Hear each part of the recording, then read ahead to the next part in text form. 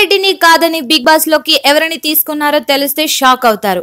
అందరూ ఊహించింది జబర్దస్త్ లో జరగలేదు. ఎవరు ఊహించనిది బిగ్ బాస్ 2లో చోటు చేసుకుంది.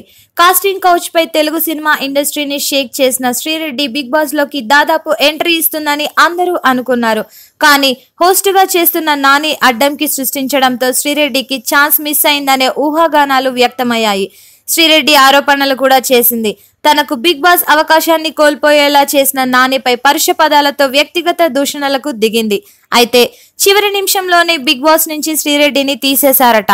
ఆమె ప్లేస్ లో యూట్యూబ్ లో తాజా సంచలనం పేరడీ సాంగ్లతో అలరిస్తున్న దీప్తి సునయనను తీసుకున్నారు.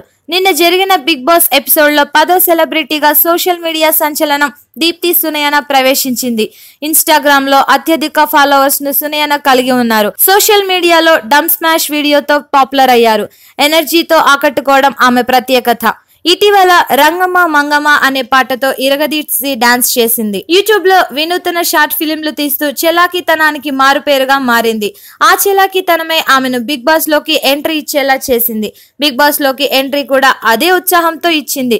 రావడమే రంగమ్మ పాటతో ఇరగదీసింది. బిగ్ బాస్ హౌస్ లోకి వెళ్లక ముందు నానితో ఓ స్టెప్ చేయించి అతడిని గట్టిగా కౌగిలించుకొని అందరికీ షాక్ ఇచ్చింది. ఆమెను చూసి నాని స్వీట్ 18 అని అడగ్గా కాదు కాదు తాను 20 ఏళ్ల అమ్మాయినంటూ ముసిముసి నవ్వులు నవ్వింది. శ్రీరెడ్డి స్థానంలో మా టీవీ బిగ్ బాస్ లో ఈ యూట్యూబ్ తాజా సంచలనాన్ని తీసుకుంది. ఇంత చిన్న వయసులో బిగ్ బాస్ లో ఛాన్స్ కొట్టేసిన సునయన సంచలనం సృష్టించింది. Subscribe to public talk TV. Please subscribe Public Talk TV. Please subscribe to Public Talk TV. Tell me pretty lies, look me in the face. Tell me that you love me, even if it's fake. 'Cause I don't fucking care.